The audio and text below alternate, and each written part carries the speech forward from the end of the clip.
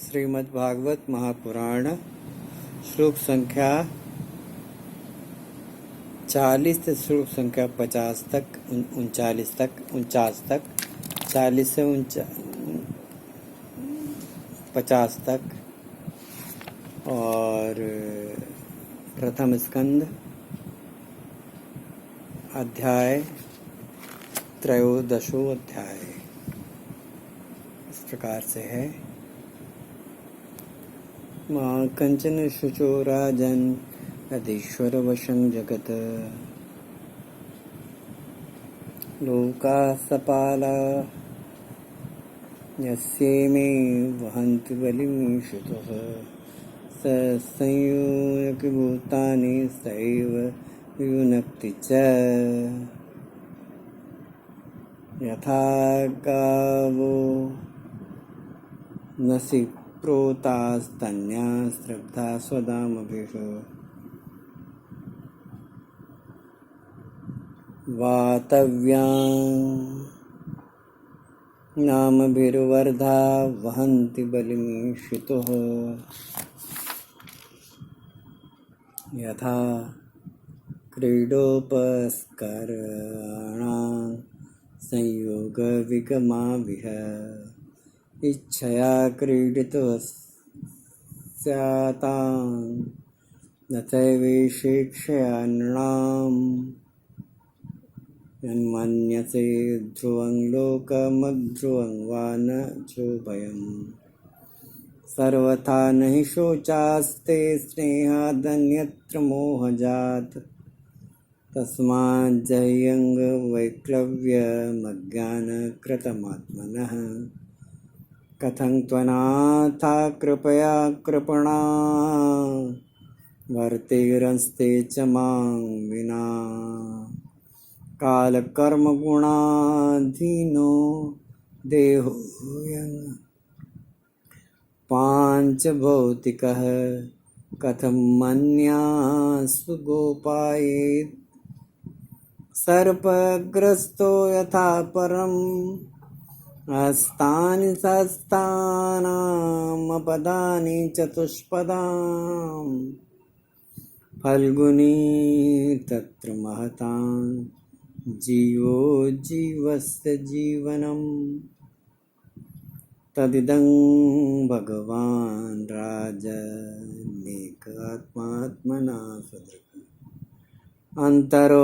अन्तरो भाति पश्यतं माययोरुधा सोऽयमद्य महाराज भगवान् भूतभावनः कालरूपोऽवतीर्णोऽस्यां भावाय सुरद्विषां निष्पादितं देवकृत्यमवशेषं प्रतीक्षते तावद्यूथमवीक्षध्वं भवेद्यावदीश्वरः धृतराष्ट्रः सह भ्रात्रा गान्धार्यां च स्वभार्यया दक्षिणेन हिमवतऋषीणामाश्रमं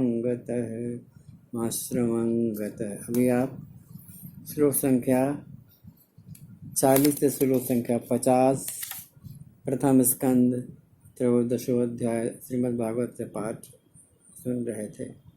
उसका सरल और सहज शाब्दिक हिंदी में अर्थ प्रस्तुत है, जो इस प्रकार से है। धर्मराज, तुम किसी के लिए शोक मत करो, क्योंकि यह सारा जगत ईश्वर के वश में है। सारे लोक और लोकपाल विवश होकर ईश्वर की ही आज्ञा का पालन कर रहे हैं। वही एक प्राणी को दूसरे से मिलाता है और वही उन्हें अलग करता है। जैसे बैल बड़ी रस्सी से बंधे और छोटी रस्सी से बंधे रहकर अपने स्वामी का भार ढोते हैं, उसी प्रकार मनुष्य भी वर्णाश्रमादि अनेक प्रकार के नामों से वेदरूप रस्सों से बंधकर ईश्वर की ही आज्ञा का अनुसरण करता है। जैसे संसार में खिलाड़ी की इच्छा से खिलौनों का संयोग और वियोग होता है, वैसे ही भगवान की इच्छा से ही मनुष्यों का मिलना बिछड़ना होता है। तुम लोगों को जीव रूप से नित्य मानो या देह रूप से अनित्य, अथवा जड़ रूप से अनित्य और चेतन रूप से नित्य, अथवा शुद्ध ब्रह्म रूप से नित्य अनित्य, कुछ भी मानो न मानो, किसी भी अवस्था में मोहजन्य आसक्ति के अतिरिक्त वे शोक करने योग्य नहीं है। किसी भी स्थिति में शोक करने योग्य नहीं है।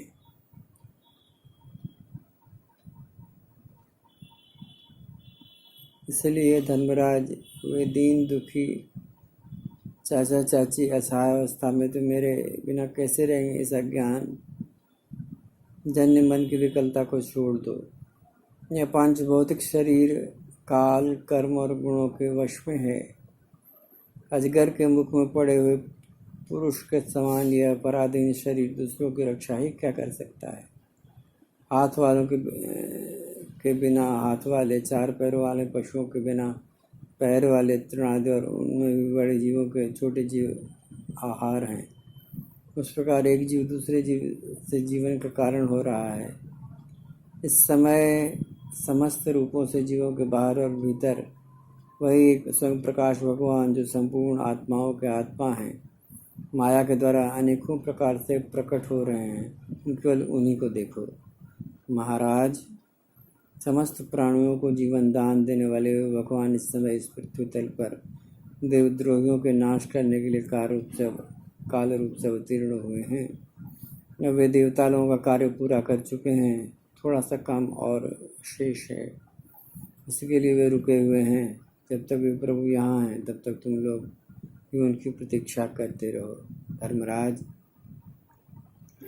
हिमालय के दक्षिण भाग में जहाँ सप्तर्षियों की प्रसन्नता के लिए गंगा जी ने अलग अलग 7 धाराओं के रूप में अपने को 7 भागों में विभक्त कर लिया है, जिसे समस्रोत कहते हैं, वहीं ऋषियों के आश्रम पर धृतराष्ट्र अपनी पत्नी गंधारी और विदुर के साथ गए हैं। अभी आप श्रीमद् भागवत महापुराण से पाठ सुन रहे थे। ये बड़ा पावन ग्रंथ है जो जीवन में सदा प्रकाश उत्पन्न करता है, प्रकाश स्थिति रहती है। भगवान का प्रकाश सर्वत्र फैलता है और काल की दिशा सदैव चलती रहती, सदैव निर्धारित रहती है। समस्त सृष्टि में सब कुछ काल के ही अधीन है, इसलिए हम भी काल के अधीन हैं और इस बात को स्वीकार करके जीवन यापन करना चाहिए, जीवन में जीना चाहिए। काल भगवान जैसा चाहेंगे, कृष्ण भगवान जैसा चाहेंगे वैसा ही जीवन में होगा। तो उन पर छोड़ दें, निश्चिंत हो जाएं कि वो जैसा करेंगे वो हमारे लिए उचित और सही होगा। हम उनकी इच्छा को अपनी इच्छा में मिला के आनंद से जीवन यापन करें। बस इसी बात को मन में रखें और आनंद के साथ जिएं। आप मेरा ये चैनल यानी कविंद मिश्र का चैनल यदि आपने सब्सक्राइब नहीं किया है तो कृपा करके सब्सक्राइब कर दें। यदि आपने मेरा चैनल यानी कविंद मिश्र का चैनल लाइक और शेयर भी नहीं किया है किसी भी कारणवश, तो फिर से लाइक और शेयर भी कर दें और बेल आइकन तो दबाना भूलें भी नहीं। आप मेरा चैनल निश्चित रूप से सुनते रहें, लगातार सुनते रहें, क्योंकि इसमें भागवत, महाभारत और भगवत गीता का पाठ आप सुन सकते हैं, उनकी थोड़ी सी व्याख्या भी सुन सकते हैं और बड़े आनंद के साथ अपने जीवन में प्रभु कृपा का प्राकट्य अनुभव कर सकते हैं। आइए मेरे साथ भगवत नाम संकीर्तन करिए। ओम नमो भगवते वासुदेवाय। ओम नमो भगवते वासुदेवाय। ओम नमो भगवते वासुदेवाय। ओम नमो भगवते वासुदेवाय।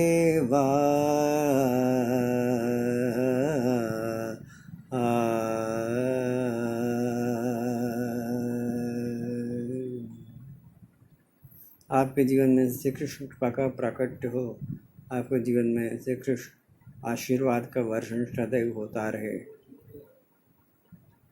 आप शांति और सुख के साथ जीवन यापन करें। आप पर प्रभु का आशीर्वाद सदा बरसता रहे और आनंद मंगल आपके जीवन में घटता रहे।